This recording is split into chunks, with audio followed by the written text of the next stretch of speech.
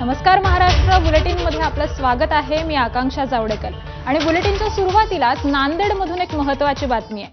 नांदेड जिल्ह्यातल्या उमरीचे तहसीलदार प्रशांत थोरात यांचं निलंबन करण्यात आलंय। खुर्चीवर बसून अंगविक्षेप करत गाणं गायल्यामुळे ही निलंबनाची कारवाई करण्यात आली आहे। 8 ऑगस्ट रोजी थोरातांच्या बदलीनिमित्त निरोपाच्या कार्यक्रमातला हा सगळा प्रकार आहे। हा व्हिडिओ सध्या सोशल मीडियावर व्हायरल होतोय आणि त्यानंतर ही कारवाई करण्यात आली आहे। नांदेडच्या जिल्हाधिकाऱ्यांच्या शिफारसीनंतर तहसीलदार थोरातांवर ही कारवाई करण्यात आली आहे। तर या निलंबन काळामध्ये थोरातांना धाराशिव जिल्हाधिकारी कार्यालयामध्येच थांबण्याची सूचनाही देण्यात आलेली आहे। थोरातांनी निलंबन काळामध्ये खासगी नोकरी किंवा व्यवसाय करू नयेत असेही आदेश देण्यात आलेत।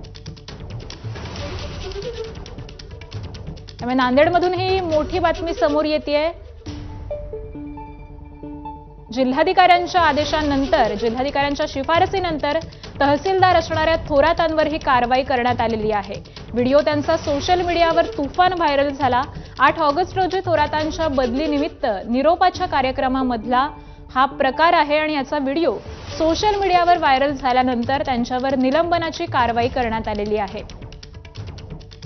या व्हिडिओमध्ये खुर्चीवर बसून अंगविक्षेप करतानाचे त्यांची दृश्य होती।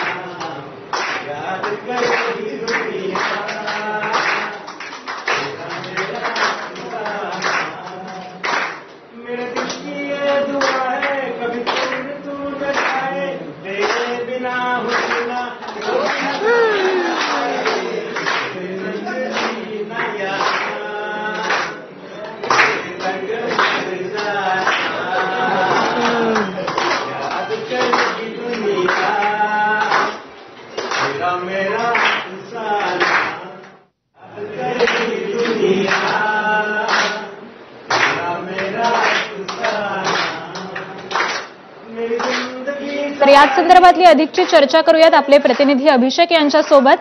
अभिषेक, नेमकं प्रकरण काय आहे? खुद्द तहसीलदारांवरच निलंबनाची कारवाई करण्यात आली आहे। कोणच सोशल मीडिया संदर्भात राज्य सरकारकडनं कडक निर्देश आणि GR जो आहे तो जारी करण्यात आलेला होता आणि त्यानंतरची ही सगळ्यात पहिली कारवाई म्हणावं लागणार आहे जी राज्य शासकीय अधिकाऱ्यावर आपल्याला होताना पाहायला मिळत आहे। महसूल मंत्री चंद्रशेखर बावनकुळे यांच्याकडनं हे तहसीलदारांना निलंबनाचे आदेश दिल्याचं आपल्याला दिसतं आहे। विभागीय आयुक्तांकडनं रेणापूरचे तहसीलदार प्रशांत थोरात यांचं निलंबन करण्यात आलेलं आहे। एकूणच नांदेडच्या उमरी येथून लातूरचं जे रेणापूर आहे तिथे प्रशांत थोरातांची बदली झालेली होती। 29 जुलैला ही बदली झाली आणि 30ला ते कार्यमुक्त झाले। मात्र 8 ऑगस्ट रोजी निरोप समारंभामध्ये हे गाणं गायलेलं आहे आणि त्यामध्ये कुठंतरी हे गाणं तहसीलदारांच्या खुर्चीवर बसून गायला गेलेलं आहे आणि यातच सोशल मीडियावर देखील हे व्हायरल होताना दिसत आहे आणि कुठंतरी शासनाची प्रतिमा ही मलिन झाल्यामुळे ही सगळी प्रकरण जे आहे ते आपल्याला निलंबनापर्यंत गेलेलं दिसतंय।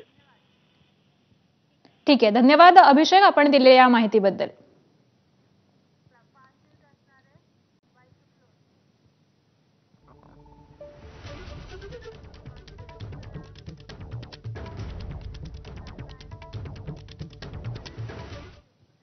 आणि यानंतर आतापर्यंतच्या सगळ्या महत्त्वाच्या बातम्यांचा वेगवान आढावा घेऊयात।